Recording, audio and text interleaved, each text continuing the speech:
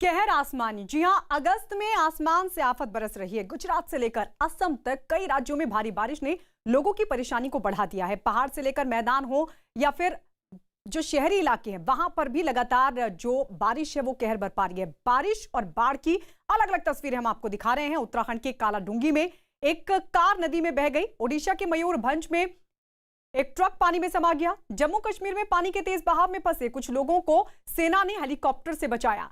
उत्तराखंड के चमोली में पहाड़ खिसकने से बद्रीनाथ नेशनल हाईवे बंद हुआ, जबकि गुजरात के कच्छ में पानी के तेज बहाव में फंसे एक ऊंट को उसके मालिक ने बचा लिया। तो ये अलग अलग तस्वीरें हम आपको दिखा रहे हैं, किस तरीके से पहाड़ से लेकर मैदान तक बारिश का हाहाकार और बारिश की वजह से अलग अलग इलाकों में बाढ़ लोगों की मुसीबत बढ़ा रही है।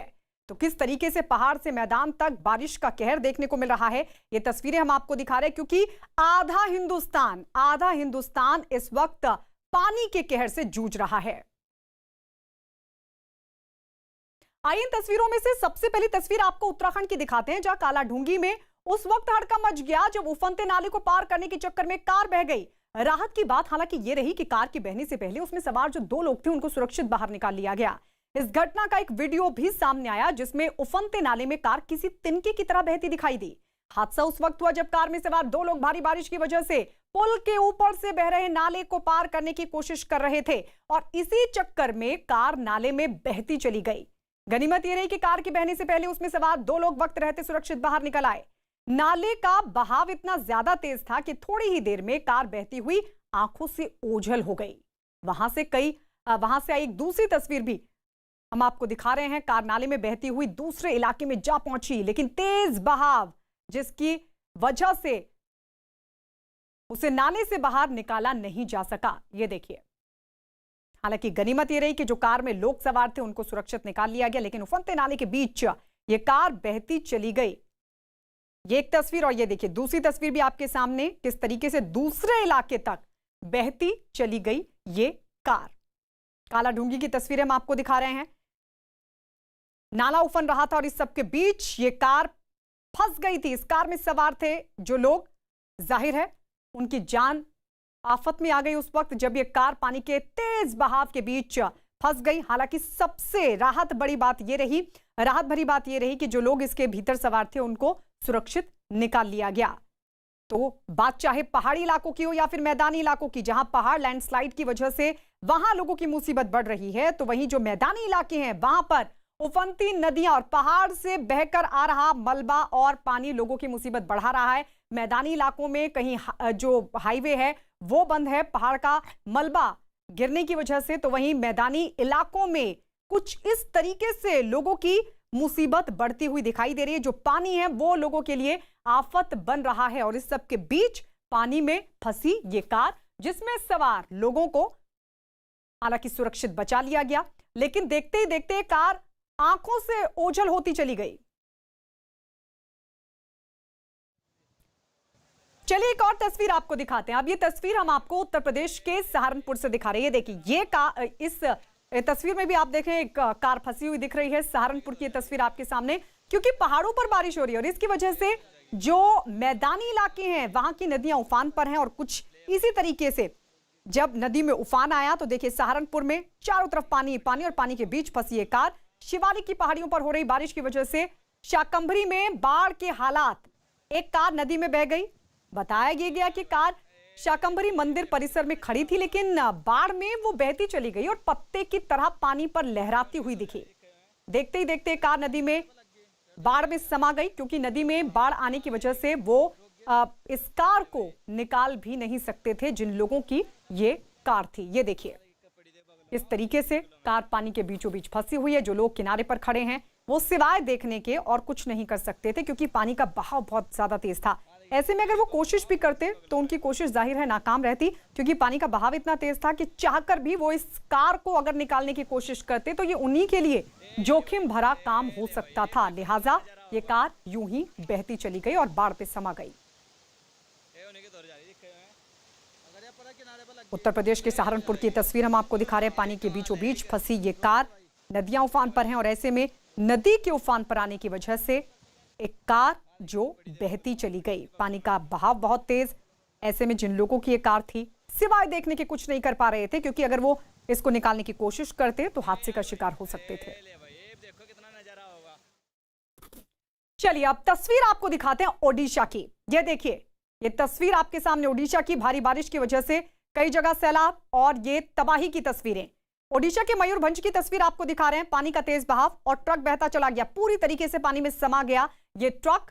जानकारी है कि एक पुल की वजह से रास्ता बदला गया था और ज्यादा पानी होने की वजह से ट्रक के ड्राइवर को यह अंदाजा नहीं लगा कि यहां से अगर वो गुजरने की कोशिश करता है, निकलने की कोशिश करता है, तो ये कितना बड़ा चुनौतीपूर्ण हो सकता है और लापरवाही भी हो सकती है। और देखने को भी यही मिला, क्योंकि कुछ ही सेकंड में ट्रक पानी के तेज बहाव में बहता चला गया। ये देखिए, कुछ ही सेकंड का खेल और कुछ सेकंड्स में, चंद सेकंड में ये पूरा का पूरा ट्रक, देखते ही देखते, इतना बड़ा ट्रक जो देखते ही देखते पानी में समाता चला गया। मयूरभंज की तस्वीर आपको दिखा रहे हैं। पानी का सैलाब, सैलाब के बीच तबाही का ये मंजर। सबसे बड़ी बात यह है कि ये देखिए, एक बार फिर से तस्वीर हम आपको दिखा रहे हैं। महज कुछ सेकंड तेज रफ्तार में का ये ट्रक और देखते देखते पहले बैलेंस बिगड़ा, फिर पलट गया और उसके बाद देखते ही देखते ओझल हो गया। यानी पूरी तरीके से ये ट्रक डूबता चला गया और कुछ ही सेकंड के बाद बिल्कुल नजर नहीं आ रहा था ये ट्रक, क्योंकि पानी में पूरी तरीके से डूब चुका था।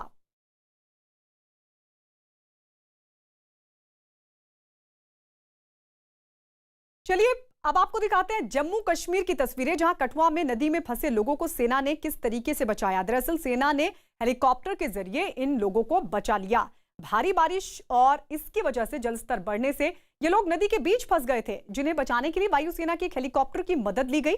हेलीकॉप्टर नदी के बीच में उस जगह तक पहुंचा जहां ये लोग फंसे हुए थे और इसके बाद रस्सी की मदद ली गई, ऊपर खींचा गया, फिर सुरक्षित जगह पर पहुंचा दिया गया। बताया ये गया कि सेना ने 7 लोगों की जान बचाई, जिनमें 3 महिलाएं भी शामिल थी। यानी 7 लोग जिनमें 3 महिलाएं शामिल थी। ये लोग किस तरीके से पानी के बीच फंस गए थे। जम्मू कश्मीर की तस्वीर आपको दिखा रहे कठुआ की।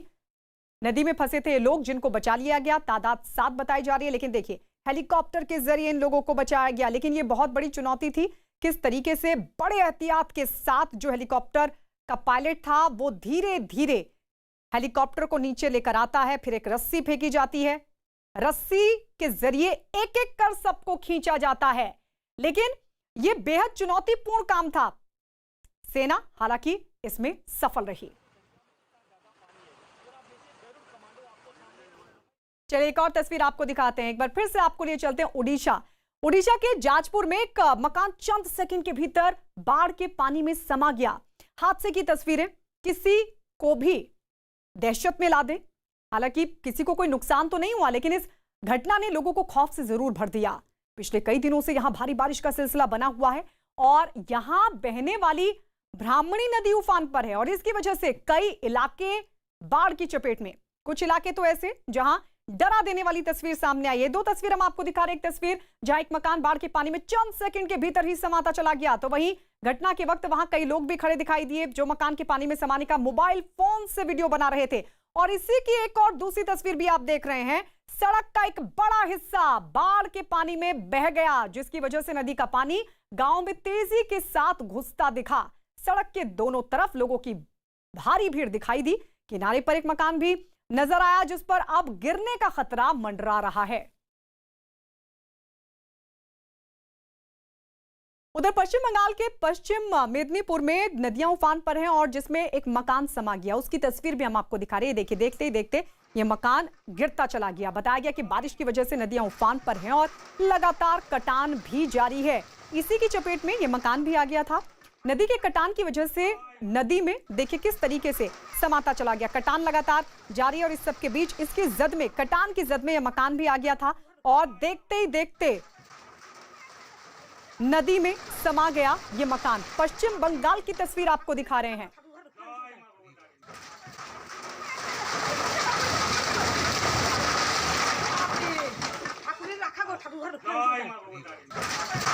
तो ये देखिए किस तरीके से ये मकान समाता चला गया। नदी उफान पर, कटान भी जारी, कटान की जद में आया ये मकान और कुछ ही सेकंड में धराशायी हो गया।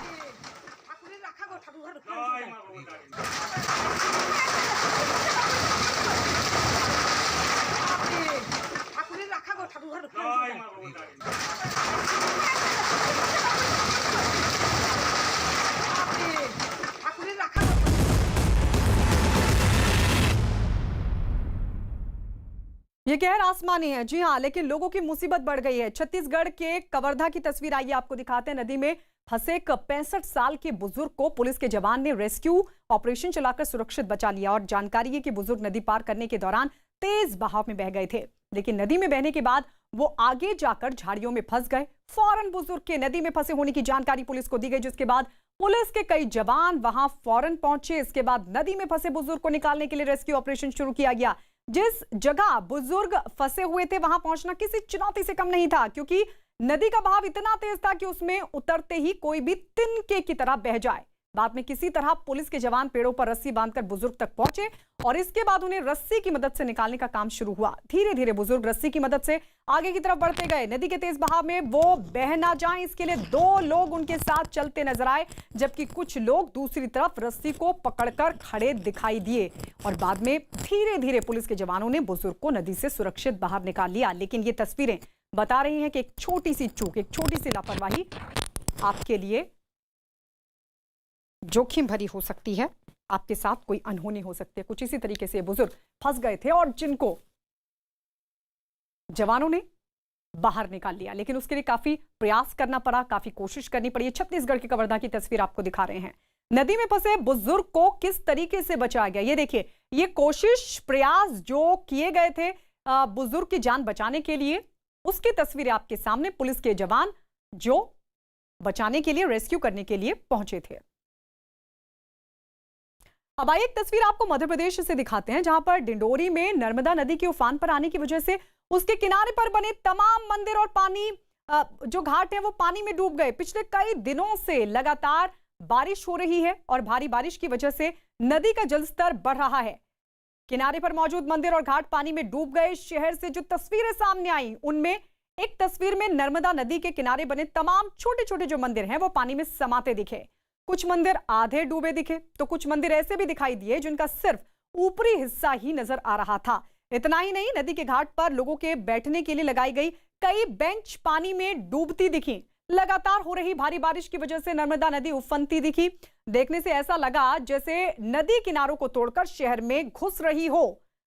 वहां से आई एक दूसरी तस्वीर, नर्मदा नदी पर बने पुल पर पुलिस और एनडीआरएफ के जवान तैनात दिखाई दिए। इसी तरह पुलिस के कुछ जवान नदी के किनारे पर मुस्तैदी के साथ नजर आए।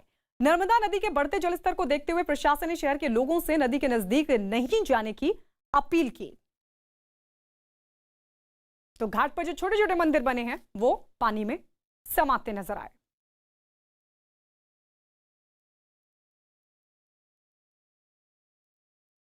चलिए एक बार फिर से आपको छत्तीसगढ़ की तस्वीर दिखाते हैं। छत्तीसगढ़ के इस बार तस्वीर आपके सामने छत्तीसगढ़ के मंगोली से है। लोग लापरवाही बरत रहे हैं, लोग उफनती नदी में छलांग लगा रहे हैं। लोग पहले पुल पर खड़े होते हैं और फिर उफनती नदी में छलांग लगा देते हैं।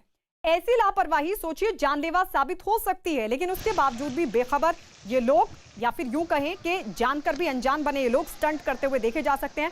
प्रशासन लोगों को ये बार बार समझा भी रहा है कि आप उफनती नदी के करीब ना जाएं। उसके बावजूद भी ये तस्वीरें बेहद चौंकाती हैं, हैरान करती हैं और अफसोस भी होता है।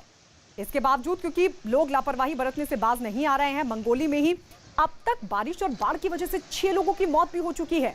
उसके बावजूद भी कुछ लोग हैं जो लापरवाही बरतने पर आमादा हैं और उसी की तस्वीर आपके सामने।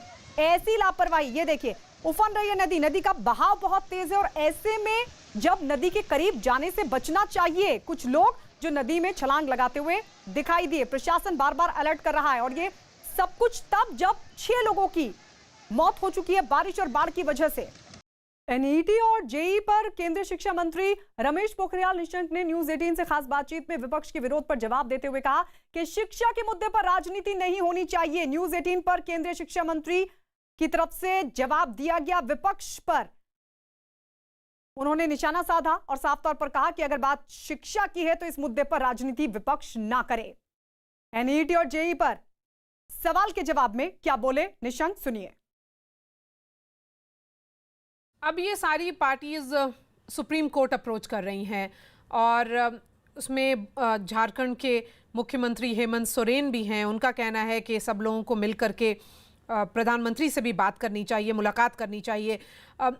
आपके हिसाब से ऐसा क्यों हो रहा है? आपको लगता है क्या इसमें कोई पॉलिटिक्स है, परीक्षा के नाम पर राजनीति हो रही है? देखिए, मैंने हमेशा से ये कहा है कि शिक्षा के साथ कभी राजनीति नहीं होनी चाहिए और राजनीति से ऊपर उठ कर के हम सबकी जिम्मेदारी है कि हम शिक्षा को और सुदृढ़ करें, छात्र को का मनोबल भी बढ़ाएं, उसके साथ एक सहयोगी के नाते खड़े हों। मैं कहना नहीं चाहता, लेकिन यदि कुछ लोग आज सुप्रीम कोर्ट में गए हैं और वो इस बात की चिंता को लेकर के गए हैं, तो मुझे लगता है कि सुप्रीम कोर्ट ने तो ऑलरेडी याचिका वो याचिका जिसमें कहा गया कि बहुत गड़बड़ हो जाएगी और छात्रों के भविष्य को नहीं, सुरक्षा की बात की गई और कहा गया कि ये गड़बड़ हो जाएगा, ये हो जाएगा, इसलिए इन परीक्षाओं को समाप्त कर दिया जाए। वही तो रिट याचिका है। इन्हीं सारे बिंदुओं को लेकर के सुप्रीम कोर्ट उसको अच्छे से सुन चुका है और अच्छे से सुन करके ये कहा है कि हम पाते हैं कि नीट यूजी 2020 के साथ जेई मेन अप्रैल 2020 से संबंधित प्रश्न में परीक्षा को स्थगित करने के लिए की गई प्रार्थना का कोई औचित्य नहीं है। वो औचित्यहीन बताया कि आप स्थगित क्यों करना चाहते हैं। इसलिए मैं सभी छात्रों से निवेदन करूंगा कि आप अपने मन से तैयार करिए, हम आपके पीछे हैं, हम आपके भविष्य के लिए ये सब कुछ कर रहे हैं।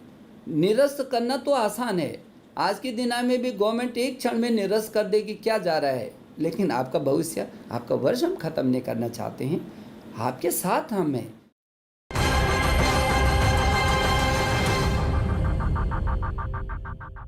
सुशांत केस में इस वक्त की बहुत बड़ी खबर। रिया से लगातार दूसरे दिन सीबीआई पूछताछ करे। मुंबई में डीआरडीओ के गेस्ट हाउस में रिया समेत 6 लोगों से जारी है पूछताछ। इनमें रिया के अलावा उनके भाई शोभिक, सुशांत के दोस्त सिद्धार्थ पिठानी, सुशांत का अकाउंट देखने वाले रजत मेवाती, सुशांत के पूर्व मैनेजर सैमुअल मिरांडा और सुशांत के हेल्पर रहे नीरज भी शामिल हैं।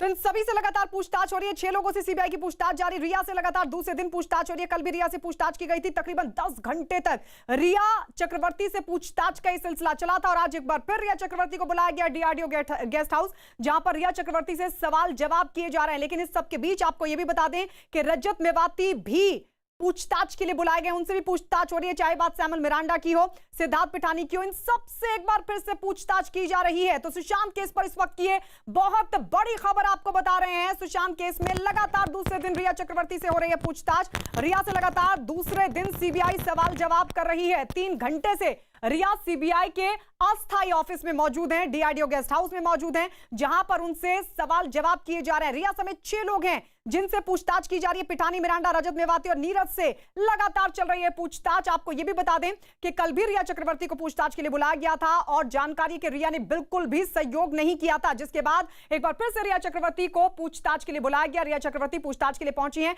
उनके अलावा कई और लोग भी मौजूद है। कुल 6 लोगों से चल रही है पूछताछ। रिया समेत 6 लोग हैं जो लगातार सीबीआई के रडार पर है, उनसे पूछताछ की जा रही है। हालांकि यह भी जानकारी कि हो सकता है कि सिद्धार्थ पिठानी सरकारी गवाह बन जाए, क्योंकि आपको याद होगा डे 1 से सिद्धार्थ पिठानी से लगातार पूछताछ चल रही है और इस सब को देखते हुए लगता है कि या तो कड़ी दर कड़ी जुड़ रही है या फिर जोड़ने की कोशिश।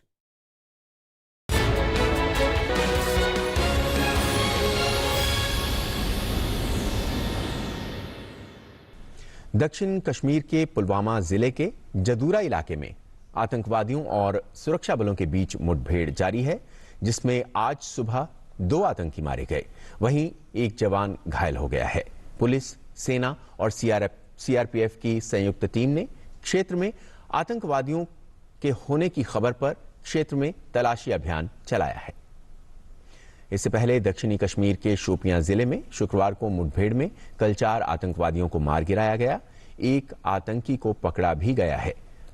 मारे आतंकियों में से शकूर अहमद पर्रे सबसे महत्वपूर्ण था, जो पहले एक विशेष पुलिस अधिकारी था और बाद में कांस्टेबल बना था। आईजी कश्मीर विजय कुमार ने बताया कि शोपियां जिले के किलूरा इलाके में पुलिस को 2 से 3 आतंकियों की मौजूदगी की सूचना मिली। 2 AK-47 राइफल व 3 पिस्टल बरामद किए गए। उच्चतम न्यायालय ने विश्वविद्यालयों की अंतिम वर्ष की परीक्षा 30 सितंबर तक कराए जाने के बारे में विश्वविद्यालय अनुदान आयोग के 6 जुलाई के परिपत्र को बरकरार रखा है। शीर्ष न्यायालय ने कोविड-19 महामारी के बीच विश्वविद्यालयों और महाविद्यालयों को अंतिम वर्ष की परीक्षा कराने का आदेश देने के अनुदान आयोग के फैसले को चुनौती देने वाली याचिकाओं पर सुनवाई करते हुए ये फैसला दिया। न्यायालय ने कहा है कि राज्य आपदा प्रबंधन अधिनियम के तहत अंतिम वर्ष की परीक्षा स्थगित कर सकते हैं, लेकिन नई तिथियों के बारे में फैसला विश्वविद्यालय अनुदान आयोग के साथ विचार विमर्श से ही करना होगा। राज्यों को आयोग के दिशा निर्देशों के अनुसार ही ये परीक्षाएं करानी होंगी और इससे किसी भी प्रकार की छूट के लिए अनुमति लेनी होगी। केंद्रीय शिक्षा मंत्री रमेश पोखरियाल निशंक ने फैसले पर खुशी जाहिर करते हुए ट्वीट किया कि आज अंतिम वर्ष की परीक्षाओं के संदर्भ में माननीय सर्वोच्च न्यायालय ने यूजीसी के पक्ष में जो निर्णय दिया है उसका मैं हृदय से स्वागत करता हूं। आइए हम राजनीति को शिक्षा से दूर रखें और अपनी राजनीति को और अधिक शिक्षित बनाएं। सूचना प्रसारण मंत्री प्रकाश जावड़ेकर ने भी फैसले का स्वागत किया है। उन्होंने ट्विटर पर लिखा, अंतिम वर्ष की परीक्षा के आयोजन के पक्ष में आए सुप्रीम कोर्ट के फैसले का मैं स्वागत करता हूं। सर्वोच्च न्यायालय के फैसले से छात्रों को मेरिट के आधार पर आगे प्रवेश लेने में मदद मिलेगी। साथ ही ये आशा करता हूं कि अनावश्यक विवाद भी खत्म हो जाएंगे। इस फैसले के बाद यूजीसी के चेयरमैन प्रोफेसर डीपी सिंह ने कहा कि परीक्षाएं समय से होने से छात्रों के भविष्य के साथ हो रहे नुकसान की भरपाई हो सकेगी। लोकसभा अध्यक्ष ओम बिरला ने संसद के मॉनसून सत्र की तैयारी को लेकर बैठक की। बैठक में एम्स, आईसीएमआर, डीआरडीओ, दिल्ली सरकार के स्वास्थ्य विभाग के अधिकारी और केंद्रीय स्वास्थ्य मंत्रालय के अधिकारी मौजूद थे। बैठक के बाद लोकसभा अध्यक्ष ओम बिरला ने कहा कि सभी सांसदों से संसद का सत्र शुरू होने से 72 घंटे पहले कोविड-19 का टेस्ट कराने का आग्रह किया जाएगा। इसके साथ ही संसद भवन के सभी स्टाफ, सुरक्षा कर्मियों का भी कोरोना का टेस्ट कराया जाएगा। ओडिशा के कई इलाकों में हुई भारी बारिश और उससे जुड़ी घटनाओं में 5 लोगों की मौत हो गई है। राज्य के विशेष राहत कमिश्नर प्रदीप कुमार जेना ने बताया कि राज्य के बारगढ़, नुआपाड़ा, जाजपुर, बालेश्वर और भद्रक में भारी बारिश की वजह से घरों के ढहने और पानी की धार में बह जाने की वजह से 5 लोगों की मौत हो गई। इससे पहले मयूरभंज, केयोंझार और सुंदरगढ़ में 7 लोगों की पहले मौत हुई थी, जबकि बारगढ़ और मयूरभंज में 2 लोग लापता थे। ओडिशा के कुछ हिस्सों में गुरुवार को भारी बारिश होने के कारण कई इलाकों में बाढ़ की स्थिति बन गई और बारिश के चलते मुख्य नदियों का जलस्तर बढ़ गया है। बारिश के कारण हीराकुद बांध में पानी बढ़ रहा है। ऐसे में हीराकुद डैम के 24 गेट खोल दिए गए हैं। मौसम विभाग ने अगले 4 दिनों में मध्य एवं उत्तर भारत में भारी से बहुत भारी बारिश होने की अनुमान जताया है। देश के कई राज्य इन दिनों बाढ़ की समस्या का सामना कर रहे हैं। बिहार में बाढ़ की स्थिति में सुधार हुआ है। हालांकि 16 जिले अभी भी बाढ़ की चपेट में हैं। पानी उतरने के साथ ही लोग अपने गांव को लौटने लगे हैं। एनडीआरएफ और एसडीआरएफ की 21 टीमें अभी भी राहत कार्य में लगी हुई हैं। ग्राम पंचायतों को अपने क्षेत्र में स्वच्छता अभियान के लिए धन मुहैया कराया गया है। मौसम विभाग ने अगले 24 घंटे के दौरान नेपाल और बिहार के जलग्रहण क्षेत्रों में हल्की से मध्यम बारिश, जबकि गंडक के जलग्रहण क्षेत्रों में 1 या 2 स्थानों पर भारी बारिश की संभावना जताई है। उत्तर प्रदेश में शुक्रवार को बाढ़ की स्थिति में मामूली सुधार हुआ, लेकिन अब भी राज्य के 18 जिले प्रभावित हैं। पश्चिमी उत्तर प्रदेश में बीते 24 घंटे के दौरान कुछ स्थानों पर मूसलाधार बारिश हुई। मौसम विभाग ने अगले 24 घंटे के बारे में अनुमान लगाया है कि प्रदेश के पूर्वी और पश्चिमी दोनों ही क्षेत्रों में कुछ जगह पर चमक और गरज के साथ बारिश हो सकती है। असम में बाढ़ के नुकसान का आकलन करने के बाद 6 सदस्यीय केंद्रीय टीम शुक्रवार शाम दिल्ली लौट आई। टीम ने राज्य के अपने 3 दिवसीय दौरे में 7 बाढ़ प्रभावित जिलों में बाढ़ से हुए नुकसान का आकलन किया। इन जिलों में सड़कों, पुलों, संपत्तियों, कृषि भूमि और तटबंधों सहित बुनियादी ढांचे के साथ साथ पशुधन भी प्रभावित हुए हैं। ये टीम गृह मंत्रालय को हर्जाने की सीमा पर एक विस्तृत रिपोर्ट दर्ज करेगी। वहीं असम सरकार ने केंद्र सरकार को सौंपी अंतरिम रिपोर्ट में 2300 करोड़ रुपए की पर्याप्त क्षतिपूर्ति की मांग की है। दुनिया भर में कोरोना संक्रमण के मामले 2,48,88,000 के पार जा चुके हैं। कोरोना वायरस महामारी के चलते विश्व में 8,40,000 से ज्यादा लोगों को अपनी जान गंवानी पड़ी है। अमेरिका कोरोना संक्रमितों की सूची में सबसे ऊपर है, जहां कोरोना संक्रमण के मामले 60 लाख से ज्यादा पहुंच गए हैं और 1,85,000 से ज्यादा लोगों की मौत हो गई है। हालांकि राष्ट्रपति पद के चुनाव प्रचार में व्यस्त राष्ट्रपति ट्रंप दावा कर रहे हैं कि अगर वो चुनाव में जीतते हैं तो इस महामारी को कुचल कर रख देंगे, लेकिन हालात अभी भी गंभीर हैं।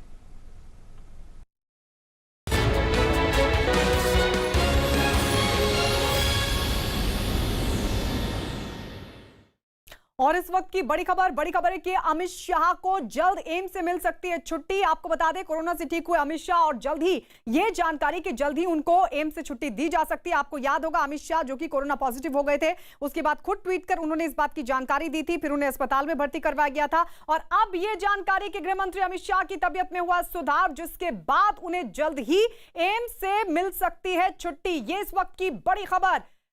गृह मंत्री अमित शाह जो कि कोरोना पॉजिटिव पाए गए थे और उसके बाद उनको अस्पताल में भर्ती करवाया गया था, लगातार उनका इलाज चला और उसके बाद अब यह जानकारी कि उनकी तबीयत में सुधार हुआ है और तबीयत में सुधार होने के बाद अब जल्द ही उन्हें एम्स से डिस्चार्ज किया जा सकता है। तो एम्स से जल्द ही मिल सकती है गृह मंत्री अमित शाह को छुट्टी, क्योंकि उनकी तबीयत में सुधार की खबर मिल रही है। उनकी तबीयत में सुधार हुआ है। अमित शाह जो कि कोरोना से ठीक हुए हैं, 17 अगस्त को एम्स में भर्ती हुए थे। उस वक्त भर्ती हुए थे जब उनको कुछ लक्षण दिखाई देते कोरोना के और उसके बाद उन्होंने बाकायदा खुद टेस्ट कराया और टेस्ट में वो पॉजिटिव पाए गए, जिसके बाद आपको बता दें उन्होंने ट्वीट कर यह भी कहा था जो भी लोग उनके संपर्क में आए थे पिछले एक हफ्ते में वो खुद क्वारंटीन हो जाएं, अपना टेस्ट कराएं। इस बात की अपील करते हुए उन्होंने खुद इस बात की जानकारी ट्वीट के जरिए दी थी। उसके बाद एम्स में उनको भर्ती करवाया गया था और अब जल्द मिल सकती है छुट्टी। हम सीधे रुक कर लेते ज्यादा जानकारी के लिए हमारे वरिष्ठ सहयोगी अमिताभ सिन्हा की तरफ। अमिताभ जी, जानकारी ये मिली कि जल्दी छुट्टी मिल सकती है, यानी अमित शाह अब क्या पूरी तरीके से ठीक हो चुके हैं? बिल्कुल, एम्स ने जो मेडिकल बुलेटिन जारी किया, ताजा मेडिकल बुलेटिन, उसमें साफ साफ लिखा हुआ है कि अमित शाह अब रिकवर कर चुके हैं, यानी उनकी तबीयत पूरी तरह से ठीक हो गई है और उनको जल्द ही अस्पताल से छुट्टी मिल जाएगी। उन्होंने एम्स में यह भी कहा है कि उनको पोस्ट कोरोना कोविड केयर के लिए 17 अगस्त को भर्ती कराया गया था, लेकिन अब वो पूरी तरह से ठीक है। जी बिल्कुल, तो पूरी तरीके से अब ठीक हो चुके हैं। जो मेडिकल बुलेटिन उनकी तरफ से जारी किया गया है उसके बाद अब ये जानकारी कि अमित शाह को जल्द ही एम्स से मिल सकती है छुट्टी।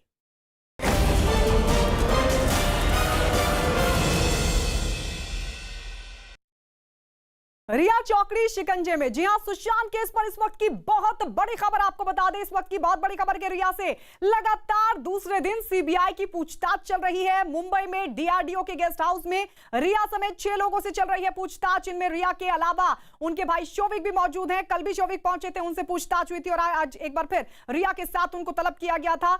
शोविक से भी चल रही है पूछताछ। सुशांत के 2 सिद्धार्थ पिटानी भी डीआरडीओ गेस्ट हाउस में मौजूद है, उनसे भी लगातार पूछताछ हो रही है। सुशांत का अकाउंट देखने वाले रजत मेवाती, सुशांत के पूर्व मैनेजर सैमुअल मिरांडा और सुशांत के हेल्पर रहे नीरज भी शामिल हैं, जिनसे चल रही है पूछताछ। ये कुल 6 लोग हैं जो आज एक बार फिर बुलाए गए हैं पूछताछ के लिए। आपको बता दें, पिछले 3 घंटे से रिया चक्रवर्ती जो कि मुख्य आरोपी हैं, रिया चक्रवर्ती इस पूरे मामले में मुख्य आरोपी हैं, उनसे कल पहली बार पूछताछ की गई थी। आज दूसरी बार एक बार फिर से बुलाया गया रिया चक्रवर्ती को। रिया चक्रवर्ती से 3 घंटे से लगातार सीबीआई तमाम सवालों के जवाब खंगालने में जुटी है। कल भी उनसे करीब 10 घंटे तक पूछताछ की गई थी, लेकिन उसके बाद आज एक बार फिर जरूरत पड़ी रिया चक्रवर्ती से पूछताछ की। आपको बता दें, यह जानकारी मिल रही थी कि जब 10 घंटों तक लगातार सीबीआई सवाल रख रही थी एक के बाद उनके सामने, तो वो बिल्कुल सहयोग नहीं कर रही थी और यही वजह है कि आज एक बार फिर रिया चक्रवर्ती को बुलाया गया है। उनके भाई शोविक चक्रवर्ती भी वहां पर पहुंचे हैं और इस सबके बीच आपको बता दें, कुल 6 लोगों से, रिया समेत 6 लोग हैं जिनसे सीबीआई की पूछताछ की जा रही है। तो लगातार इस पूरे मामले पर इन्वेस्टिगेशन सीबीआई की तरफ से तेज कर दी गई है। कल पहली बार रिया चक्रवर्ती से पूछताछ हुई और आज एक बार फिर से रिया चक्रवर्ती को बुलाया गया है। लेकिन क्या रिया चक्रवर्ती आज सहयोग कर रही है, यह सवाल इसलिए खड़ा हो जाता है क्योंकि रिया चक्रवर्ती कल सहयोग नहीं कर रही थी। इस तरह की जानकारी निकलकर सामने आ रही थी। ईडी ने जब पूछताछ के लिए बुलाया था तब भी रिया चक्रवर्ती की तरफ से कोई सहयोग नहीं किया गया था। लेकिन अब जिस तरीके से व्हाट्सएप चैट सामने आई है उसके बाद अब रिया चक्रवर्ती पर शक और ज्यादा गहरा रहा है। लेकिन इस सबके बीच आपको बता दें कि वो तमाम सवाल जो चैट के जरिए निकलकर सामने आ रहे हैं उन सवालों को भी रिया चक्रवर्ती के सामने रखा जाएगा। हम सीधे मुंबई रुक कर लेते हैं। हमारे सहयोगी अरुण लगातार वहां पर बने हुए हैं। अरुण, अब डीआरडीओ दफ्तर के भीतर से, डीआरडीओ गेस्ट हाउस के भीतर से क्या अपडेट आपको मिल पा रहा है? देखिए, लगभग 3.5 घंटे की पूछताछ रिया चक्रवर्ती से हो चुकी है और दूसरे दौर की ये पूछताछ है। इस वक्त डीआरडीओ जो गेस्ट हाउस है, जो सीबीआई का अस्थायी दफ्तर बना हुआ है मुंबई में, यहाँ पर रिया चक्रवर्ती का आज सच से सामना हो रहा है। रिया चक्रवर्ती ने बहुत सारी बातें ऐसी कही हैं जो डॉक्यूमेंट्स के मिलाने पर सीबीआई को उसमें संदेह नजर आ रहा है और इसीलिए एक तरह से आज कन्फ्रंट कर रही है सीबीआई। कल सामान्य से सवाल पूछे थे, जानकारी ली थी, लेकिन आज 3 मोर्चों पर कन्फ्रंट किया जा रहा है रिया चक्रवर्ती को। पहला मोर्चा है ड्रग्स का। रिया चक्रवर्ती ने कहा था कि न वो ड्रग्स लेती है, न इसके बारे में उनको जानकारी है, लेकिन व्हाट्सएप चैट कम से कम 3 ऐसी आई हैं जिसमें रिया चक्रवर्ती न सिर्फ ड्रग्स की व्हाट्सएप चैट में पार्टिसिपेट कर रही है बल्कि पिक्चर्स भी उन्होंने देखी है। दूसरी बात है जो बैंक स्टेटमेंट, उन्होंने कहा था कि सुशांत सिंह राजपूत और वो बॉयफ्रेंड गर्लफ्रेंड थे और इसलिए थोड़े बहुत पैसे का लेन देन होता था, 20,000 से ज़्यादा का नहीं हुआ था। लेकिन अब जो सीबीआई को पता चला है वो ये कि 48 लाख रुपए सुशांत के अकाउंट से ट्रांसफर किए गए एक कंपनी में और उसी कंपनी ने 26 लाख रुपया वापस रिया चक्रवर्ती के अकाउंट में भेज दिया। तो इस तरह के जो कागजात हैं उनको और साथ ही साथ कॉल डिटेल, रिया चक्रवर्ती ने कहा कि अगर एक बार सुशांत उनको बुलाता तो वो वापस चली जाती हैं 8 जून को जब घर छोड़ करके गई थी। लेकिन अब कॉल डिटेलें बता रही हैं कि न सिर्फ सुशांत ने उनको फ़ोन करने की कोशिश की, उन्होंने उनका नंबर ब्लॉक कर दिया था सुशांत का, इसलिए कॉल नहीं लगी। फिर उन्होंने उनके भाई सौबिक को फ़ोन किया, उसके बाद भी रिया ने उनसे बात नहीं की और यहाँ तक कि 13 और 14 की दरमियानी रात को 2 बजे 2 फ़ोन किए सुशांत सिंह राजपूत ने, फिर भी रिया चक्रवर्ती ने उनके कॉल का जवाब नहीं दिया और नहीं हालचाल पूछा। मैं लगातार ये कह रहा हूँ कि सुशांत की मौत के बाद का जो रिया का व्यवहार है वो हमेशा रडार पर है, संदेह में है और इसको प्राकृतिक नहीं मान रही सीबीआई और इसीलिए ज़्यादा जो है पूछताछ उन्हीं दौरान के सवालों पर और जो मौके पर हुआ था उसको लेकर हो रही है। यानी 2 एंगल पर पूछताछ, 8 जून से लेकर 14 जून तक क्या हुआ था उसको लेकर तमाम सवाल रिया चक्रवर्ती से पूछे जा रहे हैं और साथ ही ड्रग कनेक्शन, जी हां, इस एंगल को भी सीबीआई खंगाल रही है। आज बता रहे हैं हमारे सहयोगी अरुण के कन्फ्रंटेशन हो सकता है, यानी सिद्धार्थ पिटानी जो तमाम आरोपी हैं उनके साथ आमना सामना किया जा सकता है रिया चक्रवर्ती से। कल सामान्य क्वेश्चन और आज वो तमाम सवाल जिनके जवाब बाकी आरोपियों से जो आई विटनेस घटना वाले दिन के उनसे लिए गए हैं उनके बारे में भी जवाब दिया जा सकता है। इस सबके बीच आपको बता दें रिया चक्रवर्ती के चैट के बाद नारकोटिक्स ब्यूरो महाराष्ट्र में छापेमारी कर रही है। एनसीबी ने 2 ड्रग्स डीलर्स को किया गिरफ्तार जिनसे पूछताछ के बाद कई नई जानकारी मिली है। बताया जा रहा है कि ड्रग्स डीलर फलों के फ्लेवर में ड्रग्स सप्लाई किया करते थे, जो विदेश से ड्रग्स को मंगवाते थे। ड्रग्स मंगाने के लिए कुरियर की मदद दी जाती थी जो लोगों को ड्रग्स की सप्लाई करते थे। ड्रग्स कारोबारी की कमर तोड़ने के लिए एनसीबी ने तेज तर्रार अफसरों की टीम को पूरे महाराष्ट्र में तैनात कर दिया है जो ड्रग्स के रूट, हब, सप्लायर, हैंडलर और छोटे बड़े डीलरों की जानकारी जुटा रही है। और इसके बाद एनसीबी खरीद फरोख्त से जुड़े लोगों को गिरफ्तार कर पूछताछ कर सकती है। आपको बता दें इस वक्त की बहुत बड़ी खबर है क्योंकि जो चैट रिया चक्रवर्ती की सैमुअल मिरांडा से, जया साहा से, गौरव आर्या से निकलकर सामने आई थी, उस चैट के आधार पर एनसीबी ने केस दर्ज किया और उसके बाद लगातार इस पूरे मामले पर छानबीन की जा रही है। और अब यह जानकारी मिल रही है कि चैट के आधार पर एनसीबी महाराष्ट्र में छापेमारी कर रही है।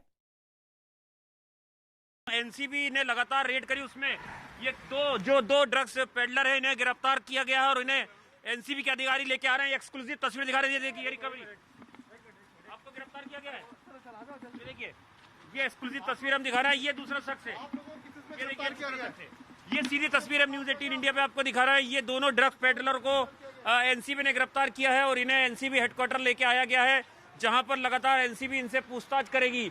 रिया चक्रवर्ती मामले में लगातार एनसीबी अपनी कार्रवाई कर रही है और उस मामले में अभी 2 सस्पेक्टों को गिरफ्तार किया गया है। हालांकि इनका रिया से कोई संबंध अब तक सामने नहीं आया, लेकिन इनसे पूछताछ जरूर की जाएगी। रिया चक्रवर्ती, सौबिक, सैमुअल मिरांडा के बारे में तो एक अभी एनसीबी ने अपनी जो रेड है वो लगातार शुरू कर दी है। तो एनसीबी ड्रग्स खरीद फरोख्त से जुड़े 2 लोगों को गिरफ्तार कर चुकी है और अब ड्रग्स सप्लाई का जो पूरा नेक्सस है उसको लेकर एनसीबी लगातार छापेमारी कर रही है।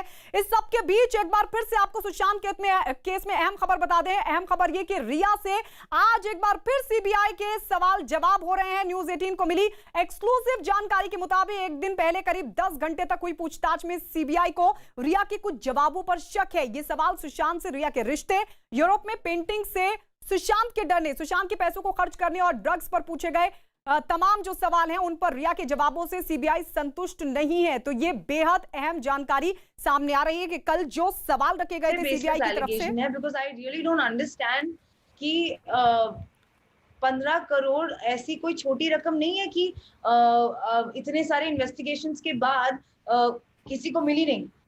मेरी मुंबई पुलिस के साथ भी इन्वेस्टिगेशन हुई है, उन्होंने भी ये सारी चीजें ऑब्वियसली देखी है, मेरे बैंक स्टेटमेंट्स उन्होंने भी लिए हैं। ईडी के साथ मैं अंडरगो कर रही हूँ इन्वेस्टिगेशन। ये 15 करोड़ है कहाँ? ये ऐसी कोई छोटी रकम नहीं है कि गायब हो जाएगी। अगर होते तो मिल जाते मेरे अकाउंट में, पर ऐसा कुछ है नहीं। ना सुशांत ने मुझे 1 रुपया कभी ट्रांसफर किया है, ना मुझे ना मेरी फैमिली को।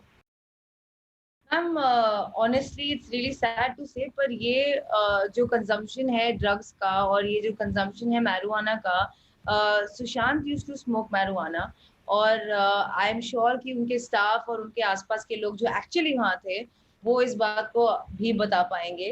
And that's why I have faith कि जो इन्वेस्टिगेशन एजेंसी इस बात को इन्वेस्टिगेट करेगी, they will come to the truth of it.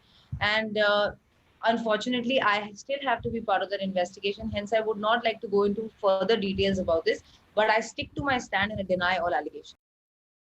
Isn't this in complete contrast to what you have been saying, that you have never consumed drugs? Ma'am, I've absolutely never consumed drugs and I deny this conversation, and I would like to save this because अभी भी मेरा investigation होने वाला है NCB के साथ, और यहाँ मैं कुछ भी स्टेटमेंट दूंगी it can affect the investigation there, but I am willing for a blood test and I completely stand by the fact that I do not consume any kind of drugs. Sushant की bank detail से रिया चक्रवर्ती के एक और झूठ का हुआ है पर्दाफाश। आपको बता दें, रिया ने न्यूज 18 को दिए अपने इंटरव्यू में यह दावा किया था कि उसे या उसके परिवार को सुशांत कोई पैसे नहीं दिया करते थे, लेकिन सुशांत की बैंक डिटेल को देखें, ये बैंक डिटेल जो आपके सामने है टीवी स्क्रीन पर, तो ये साफ पता चलता है कि सुशांत लाखों रुपए रिया और उसके परिवार पर खर्च किया करते थे। इतना ही नहीं, एक कंपनी को सुशांत ने लाखों रुपए दिए थे, जिसमें से एक बड़ा हिस्सा कंपनी की तरफ से रिया के अकाउंट में डाला गया था। सुशांत की बैंक डिटेल में दिखा कि पहले सुशांत के बैंक अकाउंट से 48 लाख रुपए क्वान टैलेंट नाम की कंपनी में ट्रांसफर किए गए, लेकिन इन 48 लाख रुपयों में 26 लाख रुपए दोबारा कंपनी के अकाउंट से रिया चक्रवर्ती के अकाउंट में ट्रांसफर कर दिए गए। इतना ही नहीं, रिया चक्रवर्ती अपने और परिवार के हर छोटे मोटे खर्चे के लिए सुशांत के पैसों का सहारा लिया करती थी, जैसे कि 8 जुलाई 2019 की डिटेल अगर आप देखेंगे तो 8 जुलाई 2019 को 6,800 के जूते खरीदना हो, या फिर 11 जुलाई 2019 को 94,000 का मेडिकल बिल हो, 26 अगस्त 2019 को गोवा ट्रिप के लिए 30,000 रुपए का पेमेंट हो, या फिर 29 अगस्त का शोविक का बिजनेस क्लास का टिकट बुक कराना हो। और इस टिकट बुक कराने के लिए 25,000 रुपए का पेमेंट भी रिया हर बार सुशांत के अकाउंट से खर्च कर रही थी। हर बार किस तरीके से पैसे खर्च करती थी वो इस डिटेल से साफ हो जाता है। इसके अलावा शोविक के होटल का पेमेंट 4,72,000 रुपए हो, या फिर रिया के ट्रैवल एजेंट को 95,000 रुपए की पेमेंट, एक एक पैसा सुशांत के ही अकाउंट से जा रहा था।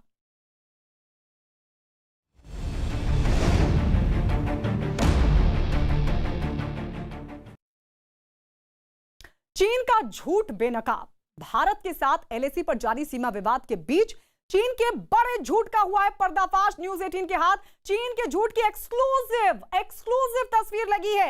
यह तस्वीर गलवान में एलएसी के पास भारतीय सैनिकों के साथ संघर्ष में मारे गए चीन के सैनिकों की कब्र की है। इस तस्वीर से साफ हो गया कि 15 और 16 जून की रात को गलवान घाटी में दोनों देशों के सैनिकों के बीच जो झड़प हुई थी, उसके बाद चीन ने कितना बड़ा झूठ बोला था, क्योंकि चीन लगातार दावा करता रहा है कि इस झड़प में उसका कोई सैनिक नहीं मारा गया, जबकि न्यूज 18 को मिली एक्सक्लूसिव तस्वीर उसके हर झूठ का पर्दाफाश करने के लिए काफी है। इस तस्वीर में चीन की भाषा में सैनिक का नाम तो लिखा ही है, तस्वीर के साथ यह भी दिखाई दिया कि चीन का यह सैनिक जून के महीने में सीमा पर भारत के साथ हुए संघर्ष में मारा गया। इस तस्वीर में सैनिक की कब्र के पीछे एक और कब्र दिखाई दे रही है। इस झड़प में चीन के 40 से ज्यादा सैनिकों के मारे जाने की खबर आई थी, लेकिन अब तक चीन इस खबर से इनकार करता रहा है। लेकिन ये एक्सक्लूसिव खबर, ये एक्सक्लूसिव तस्वीर जो चीन के हर झूठ को बेनकाब करती है। हम सीधे रुक कर लेते हैं हमारे सहयोगी संदीप बोल की तरफ, दिल्ली से हमारे साथ जुड़ गए हैं। संदीप, लगातार चीन इन बातों को नकारता रहा कि उसके कितने सारे जो सैनिक है मारे गए हैं भारत के साथ संघर्ष में,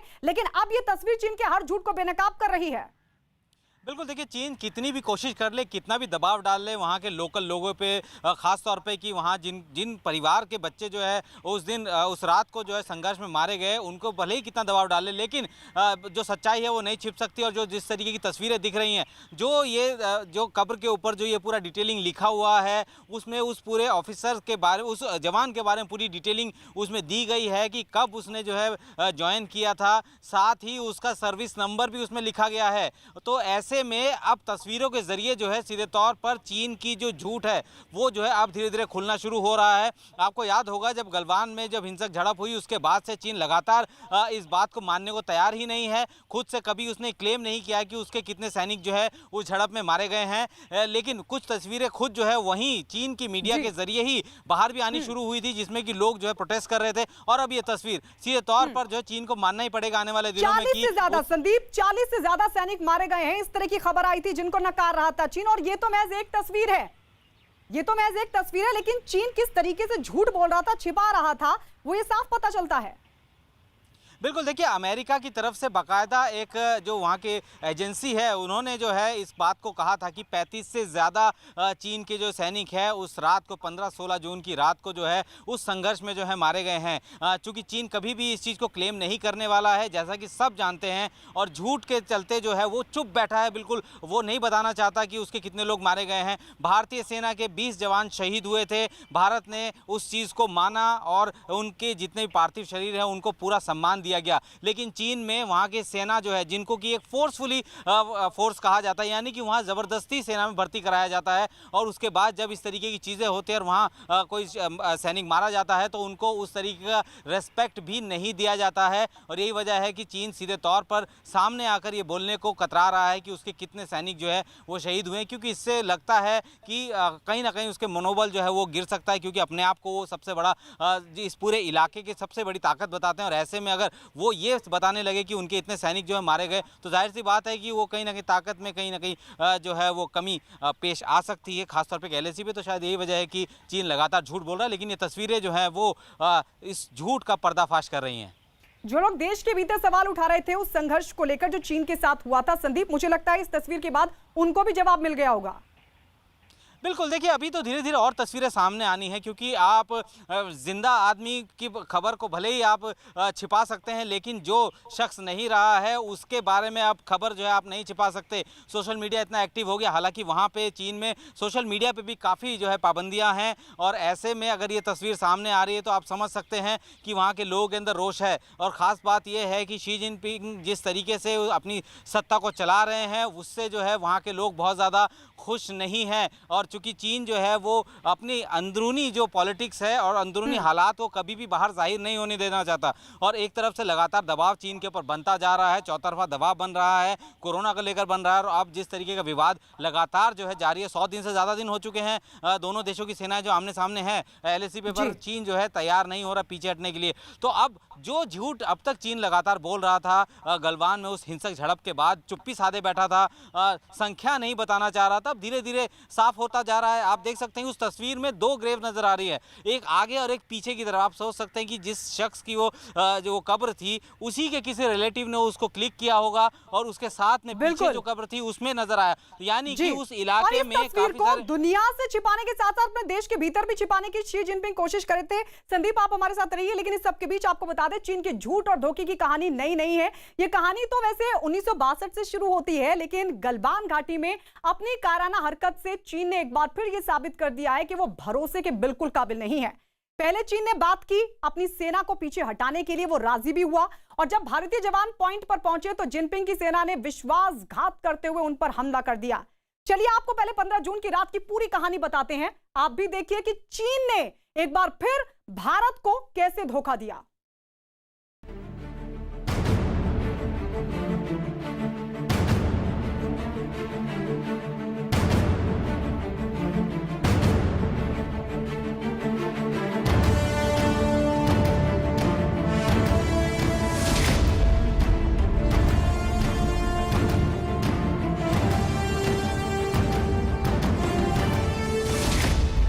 एलएसी पर चीन की चालाकी को इस तरह समझिए कि 4 मई को चीन के सैनिकों ने एलएसी के पास गलवानी नाला इलाके में घुसपैठ की। 1 महीने तक चले इस विवाद को खत्म होने की उम्मीद बढ़ी 6 जून को, जब भारत और चीन के बीच लेफ्टिनेंट जनरल स्तर की बात हुई। इस बातचीत में तय हुआ कि चीन के सैनिक गलवान से पीछे हटने को तैयार हैं। लेकिन 15 जून सोमवार की सर्द अंधेरी रात में चीन ने भारत को धोखा दे दिया। 15 जून की रात भारत की ओर से कमांडिंग अफसर संतोष बाबू इस बात का जायजा लेने निकले कि तयशुदा इलाकों से चीन की सेना पीछे हटी या नहीं। उनके साथ 50 जवानों की एक टुकड़ी भी थी, लेकिन चीन ने इसी दौरान धोखे से हमला बोल दिया।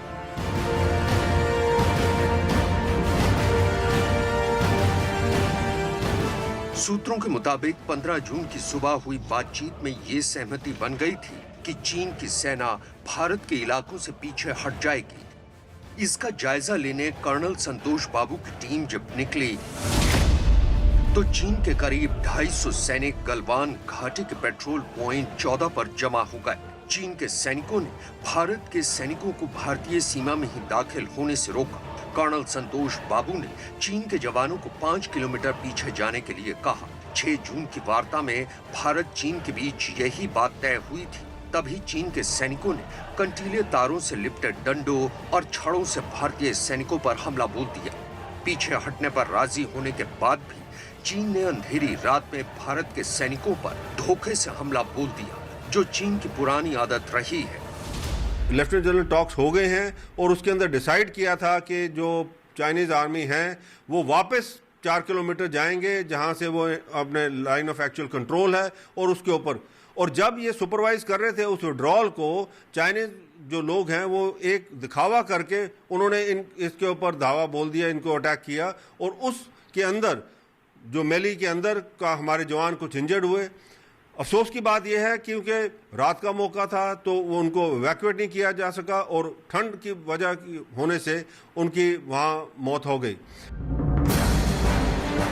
माना जा रहा है कि गलवान घाटी की झड़प में चीन के सैनिक काफी संख्या में मारे गए हैं, क्योंकि झड़प के बाद चीन के इलाके में हेलीकॉप्टर देखे गए जो मारे गए सैनिकों और घायलों को लेने आए थे। इससे अंदाजा लगाया जा रहा है कि यह हिंसा चीन को काफी महंगी पड़ी है। चाइना के भी जो जवान हैं इसके अंदर काफी घायल हुए हैं और ये हमारे जो वायरलेस इंटरसेप्ट्स हैं उससे हमें पता लगा है कि तकरीबन 51 जवान जो चाइना के हैं कुछ मर गए हैं और उसमें घायल हुए हैं। चाइना कभी भी अपने जो सही जो कैजुअलिटी है वो नहीं बताएगा और वो छुपा के रखेगा, पर हमें ये पता लग गया है और ये दर्शाता है कि हिंदुस्तान की फौज जो है वो चाइना की फौज को एक बड़ा स्ट्रिक्ट मैसेज, स्ट्रांग मैसेज दे चुकी है। भारत और चीन के बीच छिड़े इस विवाद की वजह है कि भारत नियंत्रण रेखा के पास अपना बुनियादी ढांचा मजबूत कर रहा है और चीन को ये बात मंजूर नहीं। लेकिन भारत सरकार ने भी अपना रुख साफ कर दिया है। विदेश मंत्रालय के प्रवक्ता अनुराग श्रीवास्तव ने कहा है कि भारत अपने इलाके में निर्माण कर रहा है और चीन को इस पर कोई आपत्ति नहीं होनी चाहिए। 15 जून की रात चीन ने एलएसी पर तयशुदा हालात में बदलाव करने की कोशिश की। चीन की इसी हरकत से एलएसी पर खूनी झड़प हुई। The borders of India will remain intact and are intact under the Prime Ministership Narendra Modi. During the de-escalation process underway in the Galwan Valley, Ladakh, a violent face-off took place with the Chinese army. 1962 की जंग के बाद चीन ने कई बार सीमा विवाद छेड़ा है, लेकिन उस जंग के बाद चीन और भारत के बीच ये सबसे बड़ी झड़प हुई है, क्योंकि चीन ने समझौते में तो पीछे हटने की हामी भर दी, लेकिन अपनी बात से मुकर गया और भारत को एक बार फिर धोखा दे दिया।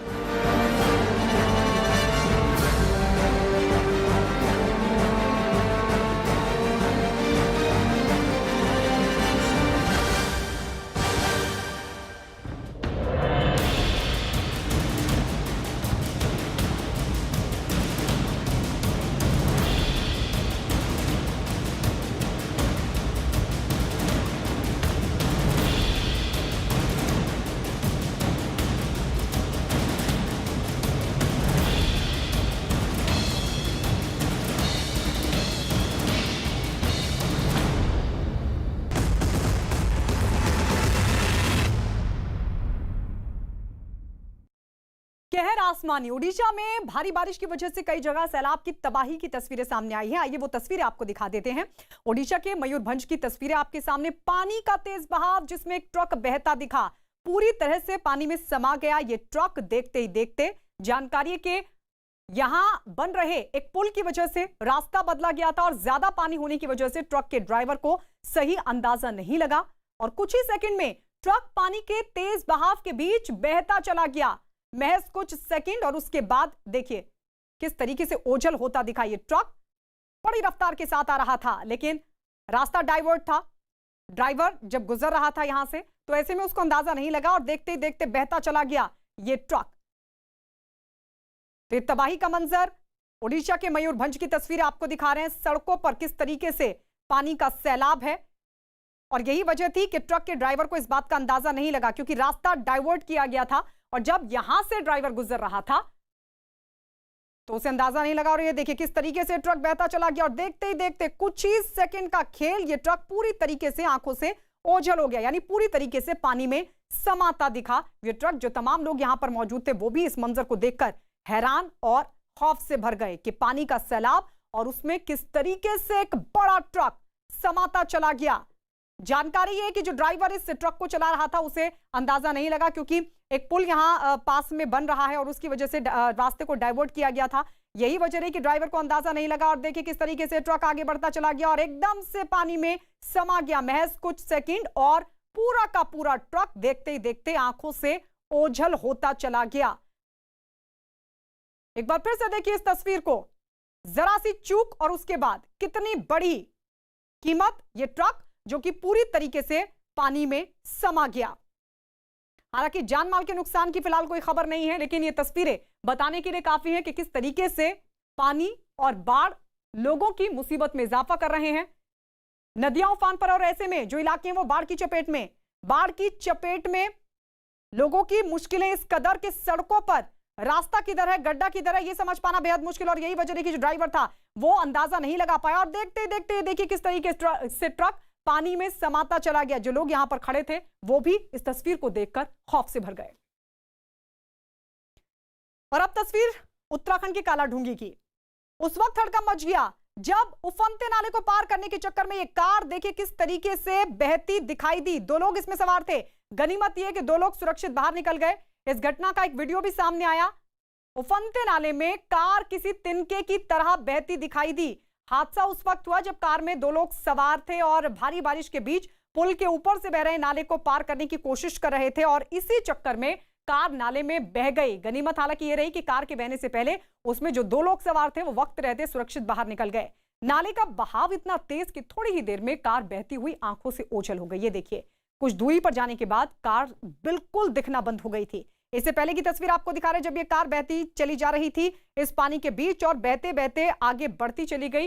वो तस्वीर भी सामने आई जब पानी के तेज बहाव की वजह से ये कार बेहद दूर चली गई और फिर आंखों से ओझल हो गई। और अब एक तस्वीर उत्तर प्रदेश की सहारनपुर की तस्वीर आपको दिखा रहे हैं। कुछ इसी तरीके की तस्वीर यहां पर भी देखने को मिली। एक कार पानी के बीचों बीच फंसी। बारिश की वजह से नदियां उफान पर हैं। शिवालिक पहाड़ियों पर जो बारिश हो रही है उसकी वजह से शाकंभरी में बाढ़ के हालात। एक कार नदी में बह गई जिसकी तस्वीरें हम आपको दिखा रहे हैं। जानकारी ये कि कार शाकंभरी मंदिर परिसर में खड़ी हुई थी। बाढ़ में वो बह गई और पत्ते की तरह पानी में लहराती हुई देखी जा सकती है। देखते ही देखते कार बाढ़ में समाती चली गई, क्योंकि नदी में बाढ़ आने की वजह से वो इस कार को निकाल नहीं सकते थे जिन लोगों की ये गाड़ी थी। तो शाकंभरी मंदिर में खड़ी थी, परिसर में खड़ी थी ये कार और पानी के तेज बहाव के बीच बहती चली गई। आइए एक और तस्वीर आपको दिखाते हैं। ये तस्वीर जम्मू कश्मीर की आप देख रहे हैं, जहां पर कठुआ में नदी में फंसे लोगों को सेना ने हेलीकॉप्टर के जरिए बचाने की कोशिश की। ये देखिए सेना का हेलीकॉप्टर पहुंचा। जैसी सूचना मिली 2 तस्वीरें हम आपको दिखा रहे हैं। भारी बारिश के बीच नदी उफान पर है और कठुआ की तस्वीर आपको दिखा रहे हैं जब नदी के बीच 7 लोग फंस गए थे और इन्हें बचाने के लिए वायुसेना की मदद ली गई। वायुसेना का हेलीकॉप्टर पहुंचा। हेलीकॉप्टर के पायलट ने बड़ी एहतियात के साथ उस जगह तक पहुंचने की कोशिश की जहां 7 लोग फंसे हुए थे, जिनमें महिलाएं भी शामिल बताई जा रही हैं। और वहां पहुंचकर रस्सी की मदद ली गई। रस्सी फेंकी गई उन लोगों तक, फिर रस्सी के जरिए एक एक कर सभी लोगों को रेस्क्यू किया गया। 7 तादाद बताई जा रही है। 7 लोग यानी इस नदी के बीच फंसे हुए थे और एक एक कर उनको बाहर निकाला गया रस्सी की मदद से। लेकिन इसके लिए बहुत मेहनत करनी पड़ी, बहुत कोशिश करनी पड़ी, क्योंकि बहुत चुनौतीपूर्ण था ये काम।